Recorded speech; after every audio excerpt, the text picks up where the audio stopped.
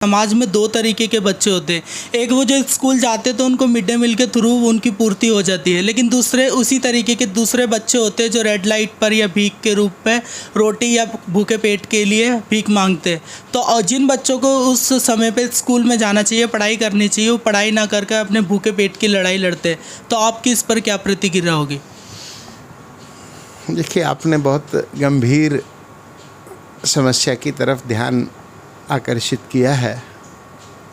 Mid day meal के कारण बहुत सारे बच्चे स्कूल में भी जा रहे हैं, और स्कूल में जा रहे हैं इसलिए मिड डे मिल रहा है। ये दोनों एक दूसरे के पूरक हैं। वो मिड डे मील की क्वालिटी क्या है, क्या उससे बच्चों का पेट भरता है, नहीं भरता है, ये भी एक प्रश्न है। लेकिन आपका सवाल ये नहीं है। आपका सवाल दूसरे बच्चों को लेके है जो चौराहे पर भीख मांग रहे हैं। भिक्षावृत्ति भी अपने आप में एक बड़ी समस्या है। और आपने देखा होगा जो लोग भीख मांग रहे हैं उनको अगर आप खाने का कोई सामान दे दें या रोटी दे दें तो उनको बहुत अच्छा नहीं लगता। वो ज़्यादातर लोग पैसे की तरफ ध्यान देते हैं, क्योंकि एक बहुत बड़ा जो गिरोह है, एक नेक्सस है, उन लोगों को भीख मंगवाने का काम कर रहा है। तो उनका ध्यान, या उनको एक डर रहता है कि रोटी ले लेंगे तो वो जो पीछे से भीख मंगवा रहा है उसके पैसे कैसे पूरे होंगे। तो दोनों समस्याओं में थोड़ा सा अंतर है। मुझे लगता है कि जो स्कूल्स भी मिड डे मील दे रहे हैं उन्हें न्यूट्रिशन वैल्यू का भी ध्यान रखना चाहिए। इतना खाना तो मिले कि बच्चे का पेट भी भरे और उसका पोषण भी पूरा हो जाए। और जो सड़क पर भीख मांग रहे बच्चे हैं, हम ये प्रवृत्ति ज़रूर डेवलप करें कि उनको हम पैसा नहीं देंगे, खाने का सामान देंगे, और फिर लगातार उन्हें मुफ्तखोरी की आदत ना पड़ जाए। इसके लिए छोटी छोटी लाइफ स्किल ट्रेनिंग्स, उनकी पढ़ाई का ध्यान रखना होगा।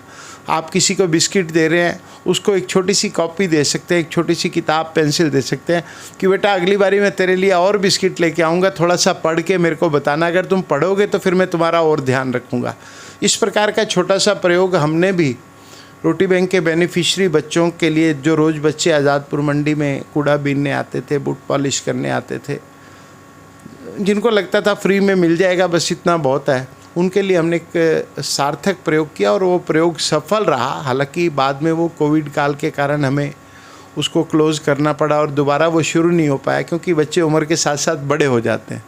तो हमने 180 बच्चों के लिए वृक्षशाला के नाम से एक लाइफ स्किल ट्रेनिंग स्कूल खोला था। वृक्षशाला इसलिए क्योंकि वो पार्क में चलता था।